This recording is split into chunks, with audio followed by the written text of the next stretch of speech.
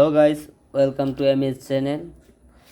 বন্ধুরা, দেখতেছো আমার সামনে যে স্যামসাং M02।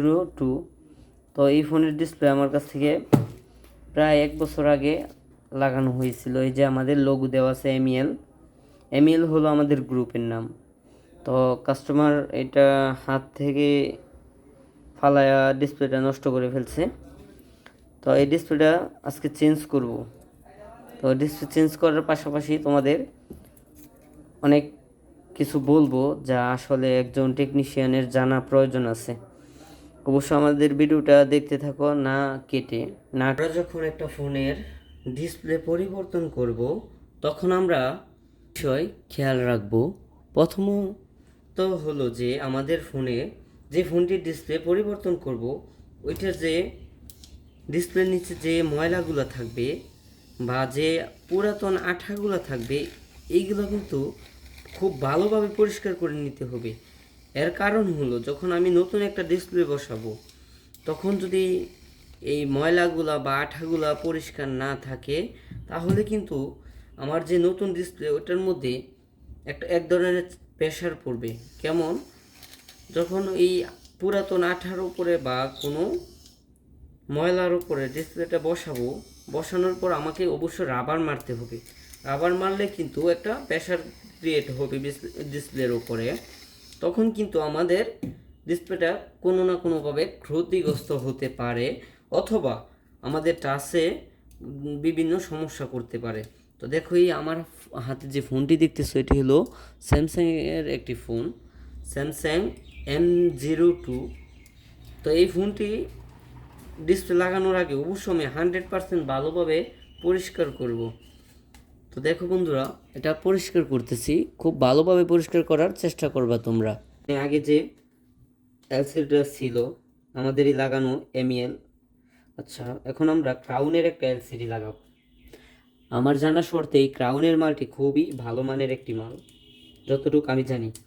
তো এটা লাগানোর আগে আমার যা করা উচিত, প্রথমত অবশ্যই ডিসপ্লের পিছনে আমাদের এমইএল লেখাটি লিখে দিব। এখন এমইএল লেখাটি শেষ। তো আমরা এই ডিসপ্লেটা বসানোর আগে কিছু কাজ করে নিই। এই যে এইখানে দেখতেছো আমাদের ক্যামেরাটা আছে, এটা ভালো করে পরিষ্কার করে দিই যাতে কাস্টমার আমাদের সার্ভিসে সন্তুষ্ট থাকে। তো প্রথমে এটা ভালোভাবে পরিষ্কার করে দিব। দেখো, এইখানে একটা জালি থাকে, এই জালি থাকলে অনেক উপকার আসে। যেমন খুব সহজেই ময়লা ঢুকে না। কিন্তু এইখানে আমার কাছে যখন 1 বছর আগে ফোনটি নিয়ে আসছিল কাস্টমার, তখন থেকেই আমি জালি পাই নাই। আমার কাছেও কোনো এক্সট্রা জালি ছিল না, কারণ আগের যে অরিজিনাল ডিসপ্লে ছিল এটা কাস্টমার নিজেই হাতে টান দিয়ে উঠায় ফালাই দিছিল, যার কারণে জালিটা ওই ডিসপ্লের সাথে উঠে গেছিল। তো এখন আমি ভালোভাবে সাইড দিয়ে গাম দিয়ে দিব। গামগুলা দেওয়ার সময় একটু খেয়াল করে দিব যাতে কোনো জায়গায় বাকি না থাকে, কারণ বাকি থাকলে আমাদের যে বর্তমানে যে গরম, এখন গরমের ফলে কিন্তু এই ঘামগুলা গলে যায় বা আঠা ছেড়ে দেয়, এরকম সমস্যা অনেক সময় হয়ে যায়। এই জন্য ঘামটা একটু ভালোভাবে দিব যাতে এরকম সমস্যা ফিল না করে কাস্টমার। সর্বোচ্চ সার্ভিস দেওয়ার জন্য আমরা চেষ্টা করি, সর্বোচ্চ ভালো সার্ভিস দেওয়ার জন্য। তো দেখো, তোমাদের সাথে কথা বলতে বলতে আমি কিন্তু সাইড দিয়ে আঠা দিয়ে দিছি। এখন কিন্তু ফিটিং করব। তো ভাই, আরেকটা কথা বলে ফেলি তোমাদের, অবশ্য এলসিডি ফিটিং করার আগে যাচাই করে নিবা যে এলসিডি ঠিক আছে কিনা। যেহেতু এত দামি একটা এলসিডি, তো যাচাই করে নেওয়া খুবই ভালো। আমি আগেই চেক করছি। আচ্ছা, আরেকটা বিষয় দেখো, এখানে একটা স্টিকার আছে। তো আমি অনেক সময় দেখছি অনেক ফোনের ডিসপ্লের ভিতরে এরকম স্টিকার থাইকা যায়। এটা আসলে টেকনিশিয়ান ভাইরা উঠায় না অনেকেই। আসলে আমি মনে করি এটা উঠানো উচিত। অবশ্যই যে এলসিডি বানাইছে যে কোম্পানি, কোনো না কোনো কারণে এই গামটা ইউজ করেছে, আমি মনে করি এটা উঠানো অবশ্যই উচিত। তো দেখো, সুন্দর করে উঠানোর পর এরকমভাবে ফিটিং করে দিলাম। এখন ডিসপ্লেটা বসানোর পালা। আঠা দেওয়ার 2 থেকে 3 মিনিট পরে ডিসপ্লে বসানো খুব ভালো, কারণ আঠা না হয় কি হয়, সরে যায়। তো আমার এখানে একটু সময় দেওয়া হয়েছে, আশা করি সুন্দরভাবে জিনিসটা ফিটিং হবে। এখনও যারা আমাদের চ্যানেলটা সাবস্ক্রাইব করো না, অবশ্যই আমাদের চ্যানেলটা সাবস্ক্রাইব করে পাশে থাকা বেল আইকনটি বাজিয়ে রাখো আমাদের এইরকম নিত্য নতুন ভিডিও পাওয়ার জন্য। বন্ধুরা দেখো, অ্যাসিডটা ফিটিং দিয়ে দিছি, আর ফিনিশিংটা আশা করি দেখতেছো তোমরা, খুব একেবারে মানে অরিজিনালের মতোই মনে হচ্ছে যে ভালো ফিটিং হচ্ছে। কারণ কি, কারণটা হলো আমি ভালোভাবে এই এলসিডির নিচে যে ময়লা ছিল ফ্রেমের মধ্যে, ওই ময়লাগুলো পরিষ্কার করে নিয়েছি, যার কারণে এটা সুন্দর করে ফিটিং করতে পারছি। তোমরা চেষ্টা করবা এরকম ময়লা থাকলে পরিষ্কার করে নিতে। এখন আমি এটার চার্জিং কানেক্টর লাগাইছি, মেন কানেক্টরটা লাগিয়ে দিচ্ছি।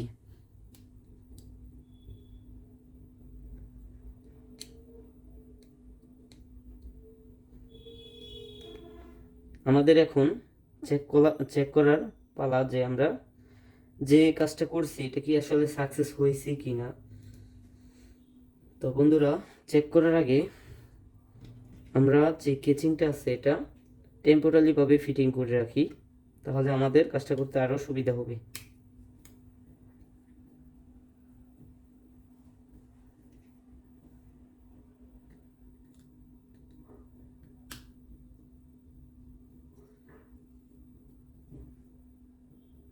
ফোনটি এখন অন করে দেখি সবকিছু ঠিকঠাক কাজ করতেছে কিনা। দেখো, স্যামসাং গ্যালাক্সি M02 লোগো আসছে। হ্যাঁ, তো এখানে আমাদের অপেক্ষা করার পাশাপাশি আমাদের যে স্ক্রুগুলো আছে ওগুলা লাগিয়ে দিই। আরেকটা বিষয় তোমাদের সাথে শেয়ার করে রাখি, যে কোনো ফোনের অথবা ইলেকট্রিক যে কোনো ডিভাইসের যতগুলো স্ক্রু থাকবে সর্বোচ্চ চেষ্টা করবে সবগুলো স্ক্রু লাগানোর জন্য। কারণ একটা ফোনে বা একটা ইলেকট্রিক ডিভাইসে একটা স্ক্রু যে কতটুকু কার্যকরী সেটা আসলে যারা না বুঝে তাদের বুঝিয়ে বলার মতো আসলে ভাষা নেই। তো আমাদের সম্পূর্ণ স্ক্রুগুলো লাগানো উচিত, যাতে করে আমাদের ফোন বা অন্যান্য ডিভাইস সম্পূর্ণ ভালো কাজ করে। এই স্ক্রুগুলো অনেকে লাগায় না, অনেক টেকনিশিয়ান ভাইরা খুব সময়ের খুব স্বল্পতার কারণে হয়তো বা লাগান না, তবে লাগানো উচিত আমি মনে করি।